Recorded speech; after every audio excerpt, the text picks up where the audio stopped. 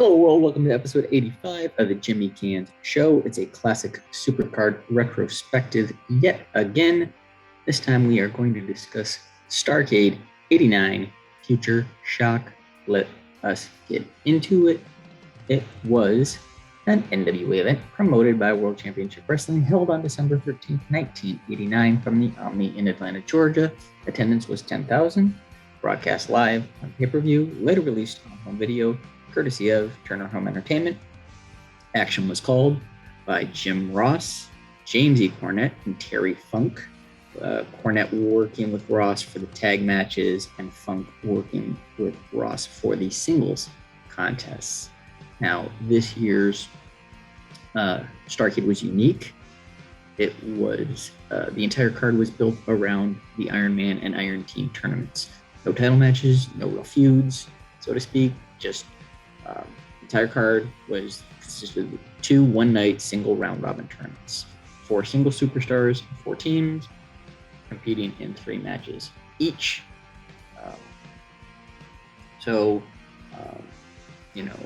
There was a point system, obviously, in a round-robin tournament. Points fell as thus: 20 for a pinfall or submission victory, 15 for a count-out victory, 10 points for a disqualification. 5 points was awarded to each individual for a time limit draw, because each match was a 15-minute time limit, and obviously the loser got 0 points. Obviously, in this format, maximum possible for an individual or a team would be 60 points. The card was structured to go tag match, singles match, tag match, singles match, all through the night. 12 contests to discuss. Let's get into it. Opening contest saw the team of Doom take on the NWA World Tag Team Champions, Rick and Scott Steiner, the Steiner brothers. Doom obviously had Woman and Nitron in their corner. This one was back and forth for most of the match. Things eventually spill to the outside. Rick is able to scramble and get back into the ring, just avoiding the count out, thus giving the Steiners the win in this one via count out and 15 points. Next up, the Stinger taking on the total package and NWA United States champion, Lex Luger. And this one almost goes to the time limit. Within I think the final 60 seconds, Luger, is able to heal it up here really good and cheats to get a pinfall victory over Sting by putting his feet up on the ropes and giving himself 20 points to take the early advantage in the tournament. Luck of the draw puts Doom right back out there again, this time against the Road Warriors, the Legion of Doom themselves, Hawk and Animal with Precious Paul Ellering in their corner. So big beefy boys in this one, much like the Steiners, but more of a brawling type in this one, as you don't have the amateur wrestling backgrounds for these individuals like you did with the Steiners in the first one. It looked like Doom was about to hit a pile driver on Animal, but Hawk comes flying in with a clothesline, which Animal is able to capitalize on quickly and gives the Road Warriors a pinfall victory over Doom and gives them 20 points. So now the Road Warriors have the slight advantage over the Steiners in this one. 20 points to the Steiners, 15. Doom still with the goose egg. Next up, NWA World Champion, the Nature Boy Ric Flair, who had Arn and Ole Anderson with him, faced the NWA World Television Champion, the great Muda, who had Gary Hart in his corner. Early back and forth in this one. The Dragon Master and Buzz Sawyer, 2 other charges of Gary Hart's, tried to come out to assist Muta, but they are kept at bay by the Andersons. Muta then went for his moonsault, but Flair raised his knees and was able to then pin Muta with a quick inside cradle, getting the victory, the 20 points, and becoming the first man to pin Muta since he had joined the NWA. So Flair and Luger were both sitting at 20 points apiece. Muda and Sting at 0. Next up, the Steiners and the Road Warriors go at it. Again, early back and forth. Road Warriors get the advantage. Both teams have power. Obviously, Steiner's technical skill, though, helps them eventually squeak out the win in this one as the Warriors hit a clothesline belly to back suplex kind of combo maneuver on Scott, but he's able to get his shoulder up at the last second while Animal's shoulders both remained on the mat, thus giving the Steiners a slight advantage in the pinfall victory in that one. So now, was 20-15 going into this. The Steiners earn another 20 points here and go up 35-20 on this one. Next up, Stinger facing television champion Muta. Both men looking for their first points for the evening. Very solid contest. These two, had barn burners in the past. This one's no different. Muta goes for his moonsault again in this one, but Sting avoids it. However, Muta was able to actually land on his feet this time and then catches Sting with this nasty spin kick. Goes back to the top, but Sting hits a drop kick onto Muta while he's on the top, and then capitalizes with a big old superplex and gets the pinfall victory over Muta, earning himself 20 points. So now Flair, Luger, and Sting all have 20, and Muta still has none. Muta only has one match left on the evening as well. Wild Samoans, Fatu and Samoan Savage with the big kahuna Sir Oliver Humperdinck in their corner to their first action of the evening, taking on Doom in their final action of the night. So fresh Samoans against a Doom team who's already wrestled twice. The side note on this one is the Samoans were actually a late substitution for the Skyscrapers in this tournament, as Sid Vicious suffered a punctured lung during the last Clash of Champions. So obviously wasn't unable to compete. So they had to pull an audible on this one. Mathematically, also a side note, Doom is out of it at this point. With the Steiners already at 35 points, the most that Doom can get out of this is 20. There's absolutely no way Doom can win this tournament. And let's be honest, they don't even manage that. After a head-to-head collision dazing both men, Humperdinck pushes Fatu onto his fallen opponent for the 3 count, and the Samoans earn themselves 20 points, and Doom finish the evening being totally shut out.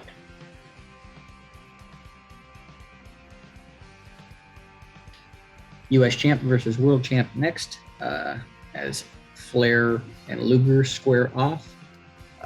This is back and forth for, pretty much the entirety of this match. In the closing seconds, Flair is finally able to get the figure 4 on Luger, but the time limit actually expires in this one. So this one goes to the time limit draw, and both men get 5 points awarded. So they're both at 25, Sting at 20, and Muda at 0. The Steiners in their final match, taking on the Samoans in their second match. And this match here, was a really good match. Comes close to the time limit, and then unfortunately, the awful, in my opinion, NWA rule of the over-the-top rope DQ comes into play.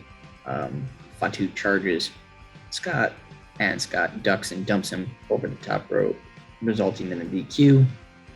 So the Samoans, end up getting 30, getting 10 points there and going up to 30 points. And Steiners finish their evening at 35. So there you have it.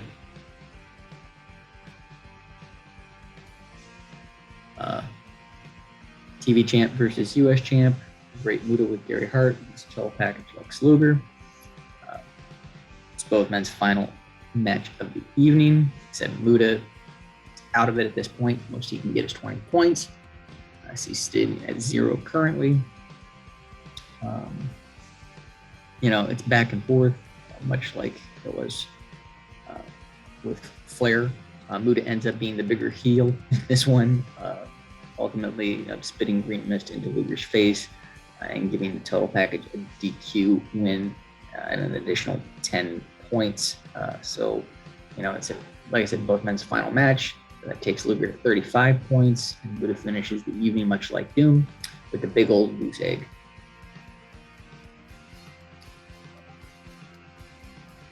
The final tag contest of the evening, the Samoans and the Road Warriors up next.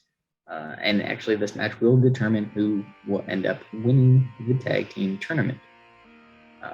The Steiners, like I said, are sitting at 35. Road Warriors are 20, and the Samoans are 30. So a draw here, and the Samoans and Steiners tie. A count out for the Road Warriors, and they tie the Steiners. Any type of win by the Samoans at all, and they, win, and a pinfall or submission victory by the Road Warriors, and they win. So I'm just, rolling out the possible scenarios here. Tons of back and forth. Not surprisingly, given competitors in this one, just power and rest holds. Road Warriors finally end up getting the pinfall victory after Hawk hits a flying clothesline on the Savage, taking the Road Warriors to a total of 40 points for the evening, while the Samoans remain at 30. Like I said, the Steiners were at 35. So your winners of the Iron Team tournament, Animal and Hawk, the Road Warriors. And then our final contest of the evening, Sting and the Nature Boy Ric Flair clash. These two always put on phenomenal performances when they're in the ring together, much like I just did for the tag team. Let me recap real quick where we're at. Muda finished the night with 0. Luger sitting at 35. Flair sits at 25 and Sting's at 20. So Flair needs a pinfall and or submission or a countout victory to win the tournament. Sting needs a pinfall or submission to win, and a countout to tie Luger.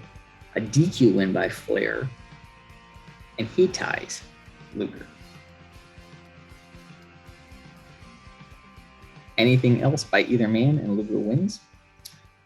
Before I get into the match itself, from a story standpoint, where we're at, like why Luger wouldn't have just come out and caused a DQ win for Sting doesn't make any sense to me. I mean, if he comes out and gets Flair disqualified, then he wins the whole tournament. So, that would have been a great story arc and a way to build things, but, or at least attempt to do so. I don't understand. A missed opportunity. But anyway, this one ends in what I like to call the steamboat finish, as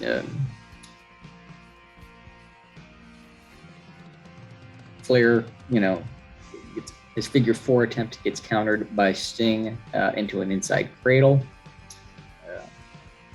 for the 3, and Sting earns himself the 20 points and takes his total of the evening to 40. Flair finishes 25. And like I said, Luger was sitting at 35. So Sting is your Iron Man tournament champion. And there you have it. So I don't understand the point of this entire evening, to be quite honest. Good matches, but there was no story to the matches really. Tournaments like these need to have a point. Like I said, great matches and a solid concept. There was no real story around it, especially the Iron Team aspect of it. The Road Warriors got nothing out of this. If you had your champions, you had your tag champs, and all three of your singles champions in this tournament. So you couldn't even build these tournaments around the fact that the winners would get a title shot. I mean, ultimately, they kind of did that with Sting.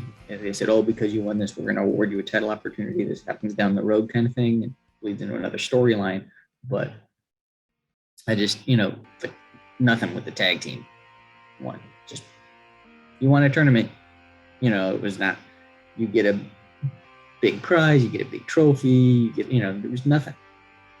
Just didn't make a lot of sense. You also made, the way it was structured, you made champions look weak. All right. Your tag champs didn't win. None of your singles champions won. Like I said, I understand what they're trying to do by building Sting, but again, it just didn't make sense to me. And a side note with it too, let's touch on Doom here real quick. They're 5 months away. Spoiler alert, by the way. I'm sure everybody knows, from capturing the tag team titles, and they finished the evening with 0 points. So they looked incredibly weak, and they're 5 months away from being your champions.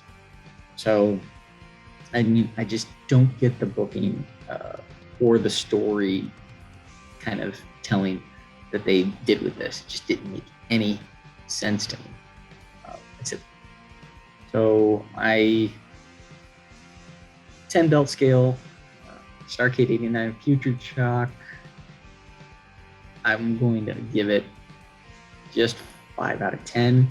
Like I said, matches in and of themselves were solid, but just no story, really, no real story. So I gotta, gotta knock them down a peg for that fact. So next up, in the classic retrospectives, we will take a look back at wrestling's first pay-per-view of the 1990s, the 1990 WWF Royal Rumble. So wherever you are, I hope you're doing well. Give the channel a like, share, subscribe. Take care of one another, and I will see you all when I see you.